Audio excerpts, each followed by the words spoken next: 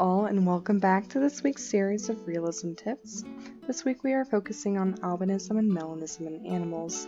This will be a two-part series with some shared information across videos that are more specific to one game or another, but I recommend watching both for as much information and tips as you can get.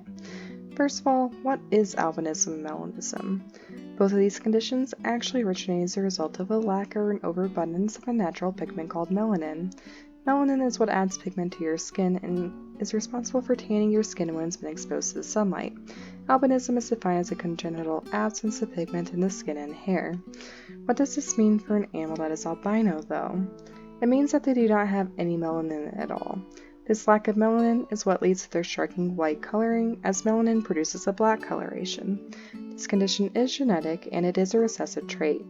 For now, we'll say a recessive trait means that both parents must have this gene in order to pass it along, even if they don't display the trait themselves. An albino animal could therefore only contribute a gene to produce albino offspring. Conversely, melanism is defined as an unusual darkening of body tissues as caused by an excess of melanin in the body. As you can see by the examples that should be playing on the screen now, just how dark an animal gets by this excess of melanin varies across species and across individuals as a whole. Now that we have a better understanding of what albinism and melanism even are, let's get into this week's tips. My first tip for BoB comes in making a realistic albino skin.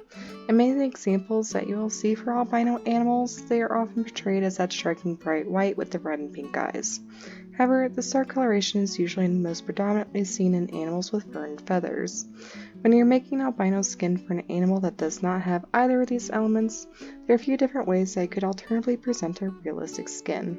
In this first example on screen,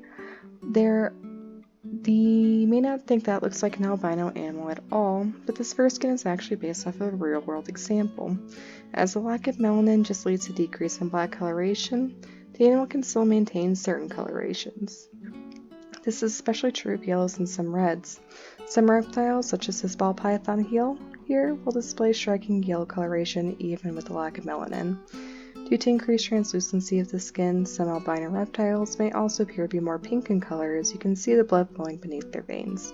Consider replicating this on the skin, and you can even create certain markings as pink to create the sensation of the veins. Please also note that in this example on screen here, I made its eyes a lighter blue instead of a pink. While pink eyes are very common for albino animals, as this red coloration actually also comes from the red blood cells underneath the skin, some albino animals will actually present a light blue or other color in their eyes. Take a look at that deer, for example. This strange eye discoloration results from that same lack of melanin that gives the animal its white appearance. However, this is where the first of several problems for albino animals lie. Due to this lack of melanin, the eyes often develop abnormally. This can lead to problems with depth perception and focusing. While albinism doesn't always lead to true blindness, one way to replicate having problems with your eyes in BoB is actually to set your gamma to 0 to mimic true blindness, or even at a reduced level such as 1 to create that sensation of a lack of focus, as this will especially affect your ability to see objects at night, which is also when a lack of focus would normally come into play. The default for gamma on BoB is 2 on normal settings, so you can adjust your gameplay accordingly to create the experience that you want. While enacting blindness can be very scary, you won't be powerless and you can still navigate by interacting with your surroundings. You can follow the sounds of your herd, you can sniff to find food or water, and even to get a general idea of your surroundings and the lays of land. You can even identify individuals in your herd by flavor text that comes when sniffing them, by the colors that they uniquely appear as, the sounds of their voice, or other factors. This in and of itself does put you at more of a disadvantage, as you will have to be requiring to sniff constantly, and this does use your AP, and this would be an effect that an animal that is healthier would not be at a disadvantage of. In addition to the problems with eyesight, in some species, albinism is also tied to various hearing disorders. While this is mostly true of certain rodents such as mice, if you want to enact a dinosaur that is hearing impaired, an albino animal would not be a bad first choice. I would not recommend entirely eliminating your in-game audio for role purposes, but you could roleplay out not being able to hear in a variety of ways. Try only interacting to things that you can visibly see on your screen directly. Pay extra attention to the body language that your herdmates are emitting, such as if they're relaxed, are they calling, or are they running. Maybe your dinosaur likes more bombastic and loud noises that create a lot of vibrations they can feel, such as thunder or a feeling of Nepado's footfall. Just be creative. Albino animals also have other challenges even beyond sensory abilities. Animals without fur feathers are going to be especially sensitive to the sun, as they don't have any of the pigment that helps protect them from it. Some animals could even die if they're exposed to sunlight for too long, so in order to protect themselves from harmful UV rays, take lots of breaks in the shade or try to travel at night where you don't have to worry about the harmful sunlight. You can also wallow in the mud in order to get a protective coat against the harsh sunlight like sunscreen.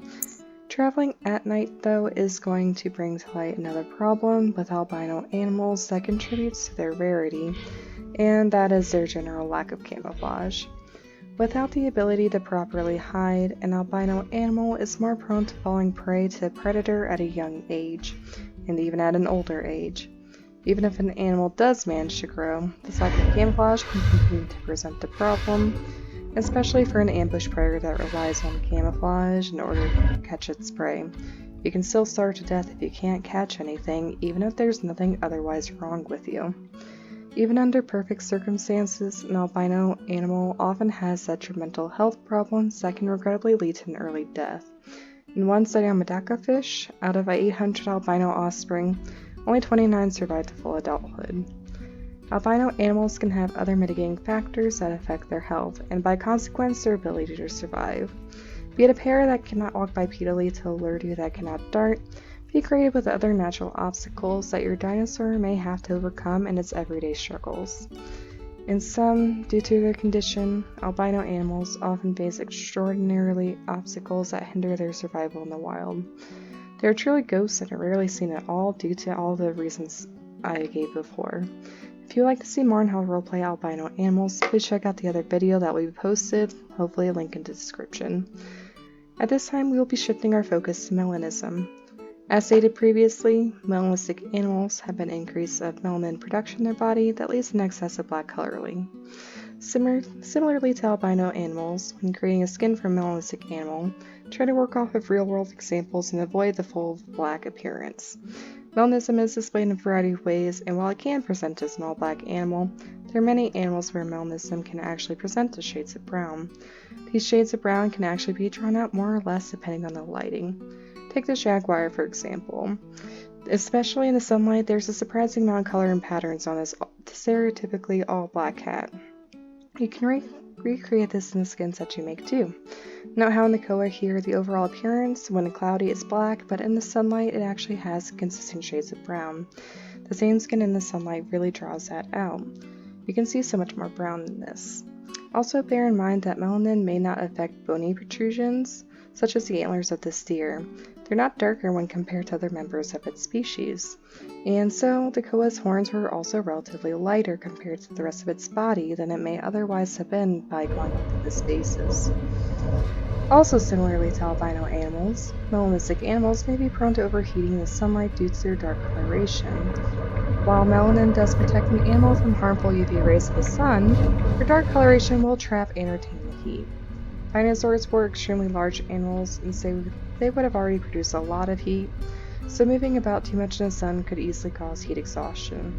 Try to take lots of breaks in the water or shade during the day in order to prevent from getting overheated.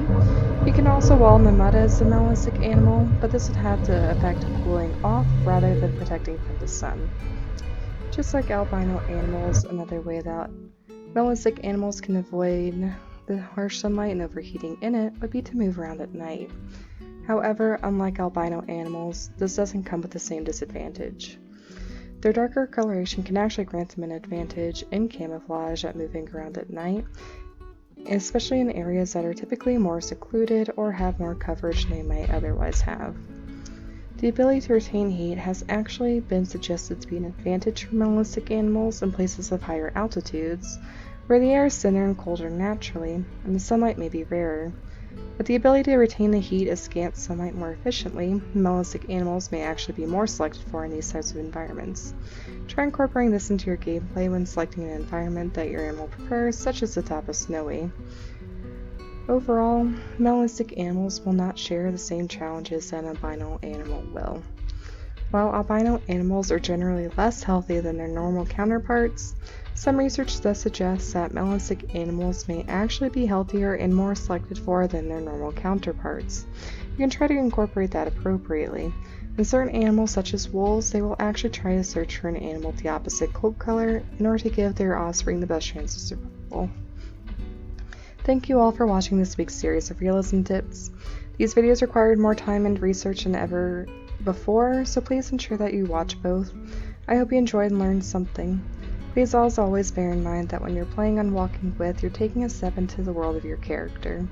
While you may play your character true to form, please don't extend any hatred or negative attitudes towards other players for the character that they portray or any conditions their character may have. Thanks for listening.